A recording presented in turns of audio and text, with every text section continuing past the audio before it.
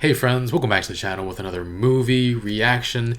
Today we are watching Ma Rainey's Black Bottom, and the biggest reason I wanted to watch this is because this is Chadwick Boseman's final film, and I don't think I've ever been hit so hard by a celebrity death as I was when Chadwick Boseman died, and I haven't been able to bring myself to watch his movies or any of the shows he's been in since his passing.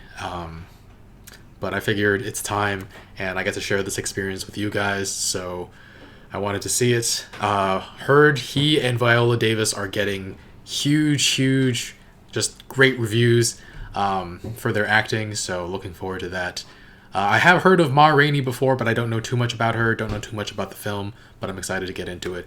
If you want to watch the full reaction, check out Patreon in the link in the description below. And take a quick moment to leave a like, really helps out the channel, and let's get started. I don't know how I'm going to feel while watching this, honestly. I might cry.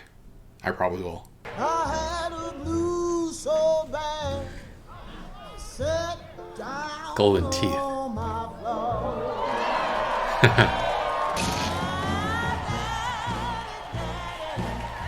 Please come home to me.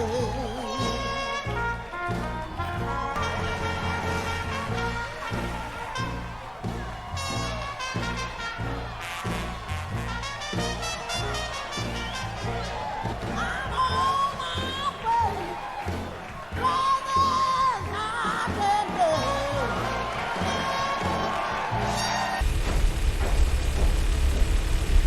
Oh, I'm losing it already. Look here, Cutler. I got me some shoes. Nigga, I ain't studying. What are those? I didn't give Mr. Stutter Man some of my songs I wrote, and he said he gonna let me record them when I get my band together. I just got to finish the last part of this song. Now she's on her way. Nobody tells her when to go, when to be where. Damn! Slow drag, watch them big ass shoes you got. Why ain't nobody done nothing to you? You done stepped on my shoes? Let's move them the hell out the way then. The colored man ought to be doing more than just trying to have a good time all the time. Well, what is you doing, nigga? Well, I said everybody. What you think? I'm gonna solve the colored man's problem all by myself? I said we. Why don't you just say that then? Toledo, I don't know why you waste your time with this fool. I'm gonna strike you down with that blasphemy you talking. Oh, shit. God don't mean nothing to Oh me. shit. Let him strike me. Here I am standing right here. You gonna fix yourself to have bad luck. Ain't nothing gonna work out for you. I ain't had nothing but bad luck all my life. Couldn't get no worse. What the hell I care about some bad luck? Hell, I eat it every day for breakfast. You dumber than I thought you was talking about bad luck. Uh-oh.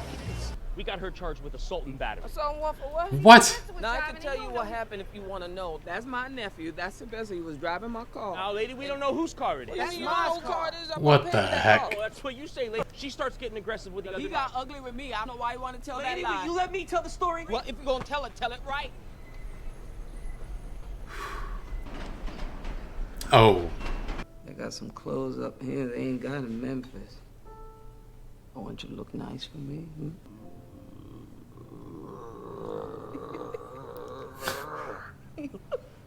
Ma Rainey's gonna show you her black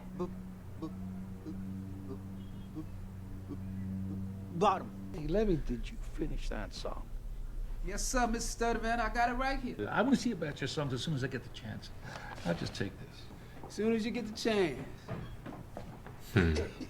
Call you a boy. Tell you to get up off your ass and rehearse it. You ain't had nothing to say except, yes, sir. Just because I say yes, sir, don't mean I'm spooked up by him. I know what I'm doing. I apologize. Ain't none of my business you spooked up by the white man. All right, see, that's shit I'm talking about. You don't know, Libby. You don't know nothing about what kind of blood I got, what kind of heart I got beat here. I was 8 years old when a gang of white men is coming in my daddy's house and have to do with my mama any way they want. Who's living in Jefferson County, about 8 miles outside of Natchez. Jeez. Daddy's name was Memphis. I tried my damnedest to cut one of them's throat. He reached back, grabbed hold of that knife, and whacked me across the chest with it.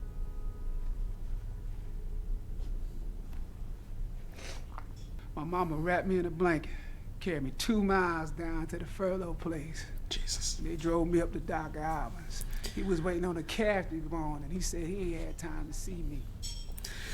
He carried me to the midwife.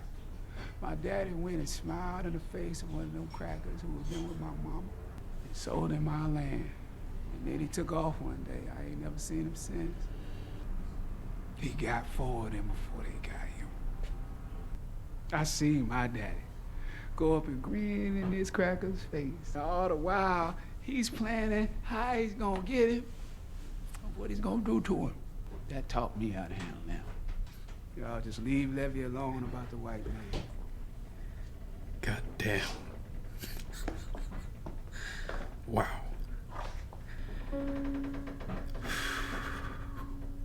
What's the colored man gonna do with himself? That's what we're waiting to find out. But first he's got to know that he's a leftover.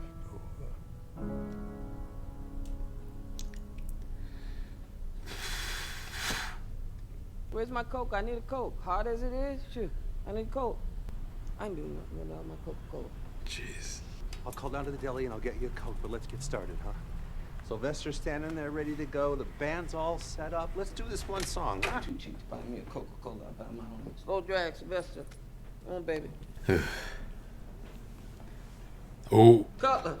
And I want you to find somebody to replace Levy when we get to Memphis. Levy ain't nothing but trouble. Levy, all right. He plays good music when he puts his mind to it. Dusty May, sit your ass down and stop flaunting yourself around. I ain't doing Well, nothing. Just go somewhere and stay out of the way. You'll never have to stop my jelly roll. Not what Ma Rainey had in mind. Jelly roll.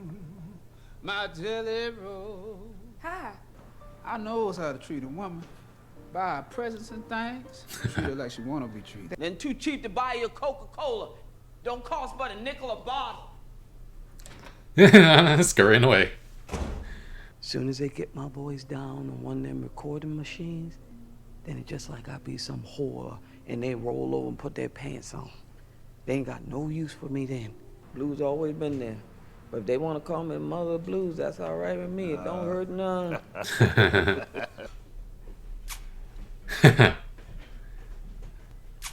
Exerting her power here.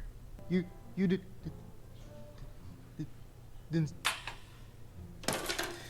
Oof. Take 2.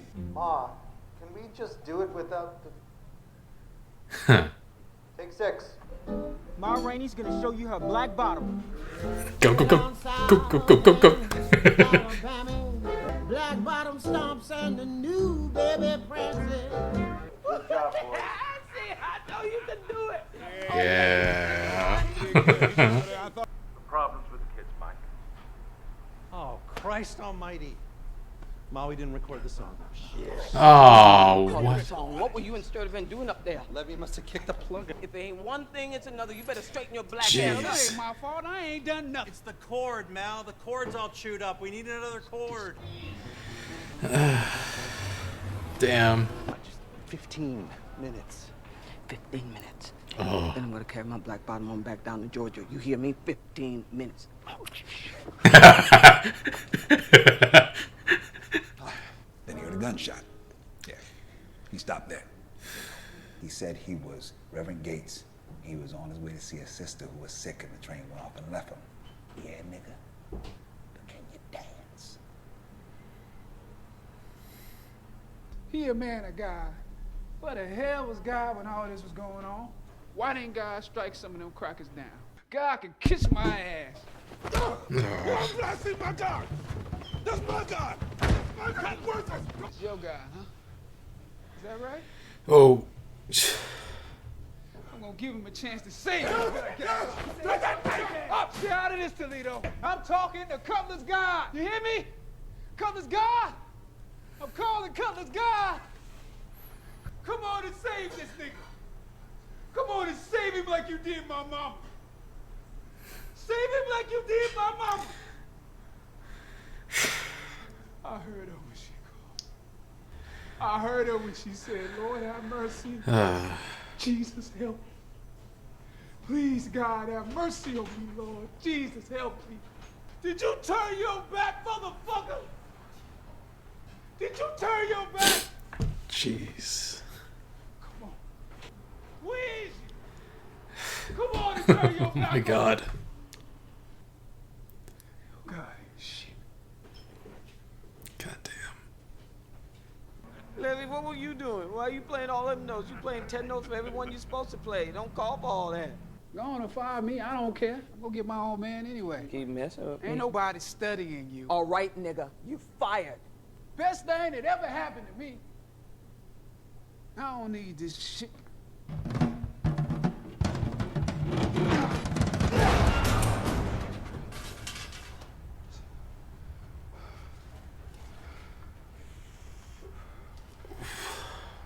But he said the best he can do is take $25 of your money and give it to Sylvester. If I wanted the boy to have $25 of my money, I'd give it to him. Tell him if he don't pay the boy his own money, he'd never make another record of mine again. Tell him that. Get the boy's money! Okay. I'll see what I can do. 200 for you and 25 for the kid, right? Irvin misunderstood me. It was all a mistake. Sure it was. Mistake, huh? The only mistake was when you found out I hadn't signed a release form. Justin May. Come on, Ma, sign the forms. Ooh. Irvin, where's my call? And you tell Sturtevant any more mistakes and I could make my record someplace else.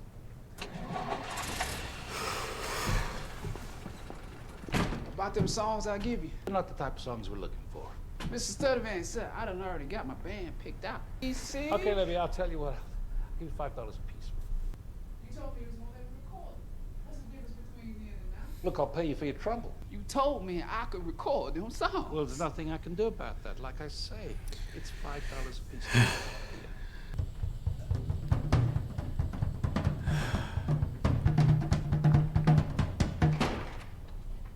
Hey, watch it now.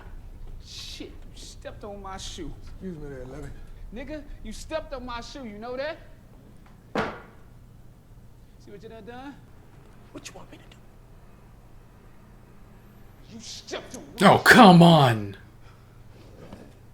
You stepped on my shoe. What'd he do that for? You know what you do that for?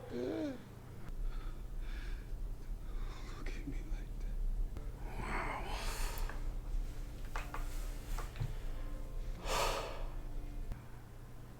God damn. You'll never have to stall on my jelly roll. My jelly roll. On my jelly roll. My jelly roll.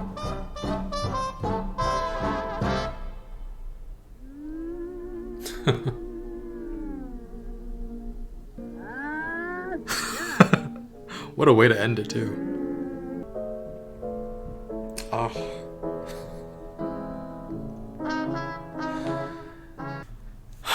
What to say about this film? Man, oh man.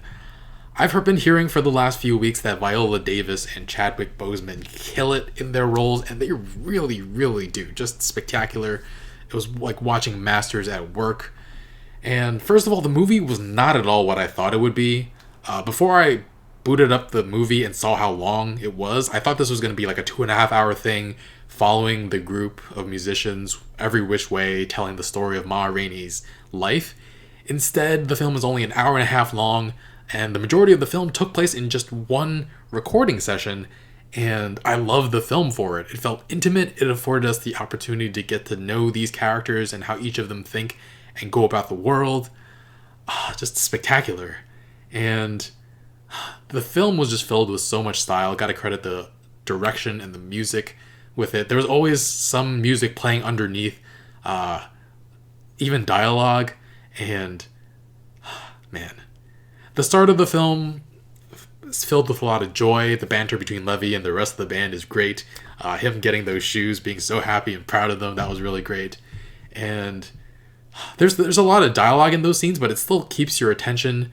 Like they're just in that tiny little band room, but talking the entire time, but you never lose focus on it. But eventually we start digging at the core of the film, which is the issues of racial inequality and injustice, and what the characters were focusing on how our characters deal with it. Toledo asks, well, like, what are we as colored people going to do about our plight? And Levy asks what Toledo is doing specifically. And again, Toledo says it's about all of us as a whole. How are we trying to fix everything? How are we all working together at the same time? Because it's going to take all of us. But it's so difficult because you have the weight of the world bearing down on you. And sometimes all that people can do in that situation is just look out for themselves. Can we just talk about that spectacular scene, though? I think you guys know which one I'm talking about. When Levy talks about what happened to his mother, that was a freaking 5-minute monologue. And if he doesn't nail that performance perfectly, it loses so much of its impact. And he does it perfectly. And what a tragic story. I know it's fiction, but it's not hard to imagine. And seeing how his father dealt with the men who assaulted Levy's mother, grinning at them as he sold them his family's land only to come back and kill a few of them later. That's how Levy learned to deal with the white man. And just the raw emotion coming out of that scene was something else. And that story is why I try not to ask victims or the oppressed why they do the things they do in the face of whatever is putting them down. I try not to judge them because we can't possibly understand all the factors that play into their decision making. We can't know what they're going through unless we've been in their shoes ourselves, which we can't. And I mean, the rest of the band were teasing him about being spooked by the white man, and they quieted down real fast after he started telling that story. And wow, just what a spectacular scene. That might be one of the most compelling things I've seen in a really, really long time. And then there was that other scene. Do you guys still know what I'm talking about? The one scene where Levy has a confrontation with Cutler about God. He's swinging his knife around and you feel fear for the other people in the room, but more than anything, you feel his pain. And the fact that in front of black people is the only place he can air his grievances because of what he learned from his father on how to face the white man. He's so angry, so filled with emotion. He and the people he loves have been so wronged, and you can just feel every bit of that through his performance. Just, I can't even put into words how powerful that was. Again, bravo on the performance by Chadwick Boseman. Just bravo. Oh my God, it was spectacular. I was really feeling it this time. And earlier on we had Cutler talking about how Levy was going to run into some bad luck eventually. Levy saying all he's ever known is bad luck. He eats it for breakfast. But by the end of the film, he makes his bad luck worse by losing his temper, killing Toledo. Man, this movie is an absolute tragedy, honestly. And I mean, it's not just the big moments either in this film that make it really, really powerful and compelling. There are so many small ways being black affects our characters in the film. Like that one little line from Ma Rainey asking what took Slow Drag and Sylvester so long to get some cokes. It was because they probably had to go to a half dozen establishments before they could find a place where they didn't have to turn around. Because we saw just that one where they exited, but I imagine it was a lot more. Oh, man. And I mean, the world around them is just so filled with reminders that they're black and that matters. And sometimes that's all that matters. Oh, I mean, Sturdivant paying each musician $25, Sylvester $25, and I think Ma Rainey $250. The recording is gonna make him way more money, way more money, especially considering we heard that she makes the studio more money than all of their other clients combined. And yet he had the gall to skimp Sylvester. To try to skimp Sylvester. He was trying to take the money from Ma Rainey and give it to Sylvester. He wouldn't be willing to get some cokes for her. And he was making a stink over every last little thing because from his point of view, how dare this black woman be so uppity? He was just doing whatever he could to exploit them for all that they're worth. Add to that Ma Rainey is either a lesbian or bisexual, so even in her own black community, they look at her and treat her different. She makes a show of linking arms with her woman. And Levy eventually did what he said he would do when dealing with the white man, what he saw his father do. First, Sturdivant took advantage of him, exploited him. I don't know how popular those songs will be, but they're worth a heck of a lot more than $5 a piece. And now they belong to Sturdivant when they were supposed to be a gateway for Levy into a better life. And I mean, they were written with the inspiration of a man who thought he was about to rise above. And even as Sturtevant is taking all of that away, Levy keeps a smile on his face while dealing with him. He's trying to be polite, he's trying to be... And only when Sturtevant shoves some money in his pocket and walks away does the rage show in Levy's eyes. Oh, man.